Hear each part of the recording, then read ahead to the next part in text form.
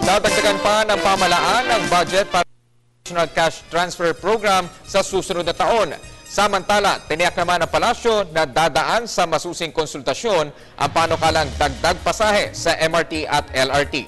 Alamin natin ang detalye kay Rocky Ignacio live mula sa Malacanang. Rocky?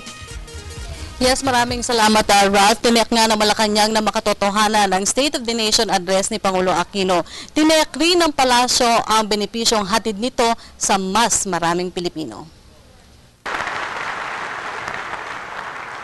Nang unang iminungkahi ang Pantawid Pamilya, nariyan ang tanong, paano maabot ang kailangan nitong epekto? Nasaan ang pondo para masaklaw ang lahat ng maralitang Pilipino? May nagkakala bang matapos lamang ang 3 taon, aabot sa halos 4 na milyong kabahayan ang nagiging benepisyaryo nito?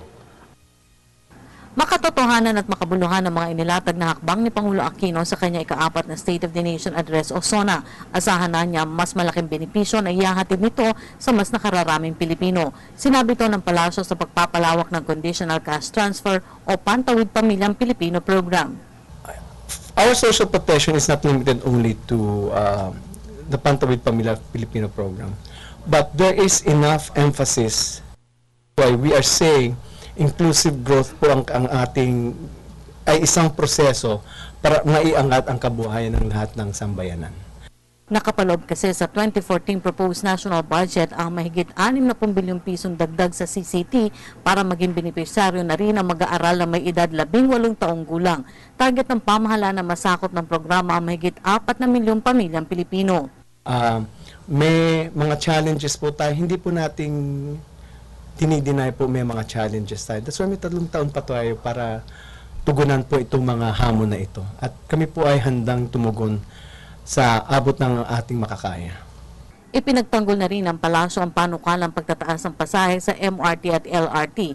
Matagal na anyang may subsidiya ang pamahalaan dito. Umaabot kasi sa 25 pesos bawat pasahero ng LRT ang sagot ng gobyerno mula sa aktual na 40 pesos, subalit ang singil ay 15 pesos. Sa 15 pesos na pasahe ng MRT, 45 pesos ang sinasagot ng pamahalaan mula sa dapat sanang 60 pesos. Ayon sa Pangulo, sa Metro Manila ito kaya dapat mabalanse ang paggamit ng pondo, partikular na sa mga taxpayer sa Mindanao at Visayas. Siguro naman po, makatwirang ilapit, man lang natin sa ibinabayad sa aircon bus ay ng LRT at MRT upang maituon ang subsidiya sa iba pang serbisyong panlipunan. Nakita naman po ninyo, wala tayong balak magpamana ng problema sa susunod sa atin. Pero pagtiyak nila Sierda sa ilalim sa mahigpit na konsultasyon ng panukalang dagdag pasahe sa MRT at LRT. Yes, you can be assured of a transparent, real public consultation.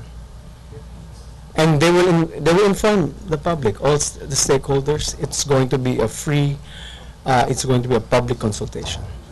Bukod sa MRT at LRT fare hike, pinagurian pa rin bitter pill ang mungkahing amyenda sa SSS scheme. Pero para sa palasyo, ang mas malaking benepisyo ang hatid nito sa mga Pilipino.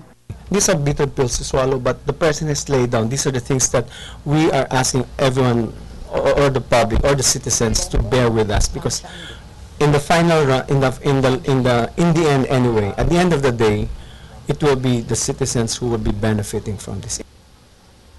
Nauna nang sinabi ni Pangulong Aquino na walang maiiwan sa kaunlaran. At yan po ating pagbabalita mula pa rin dito sa Malacanang sa tulong ng RTVM. Ako po si Rocky Ignacio para sa Telebisyon ng Bayan. Maraming salamat, Rocky Ignacio.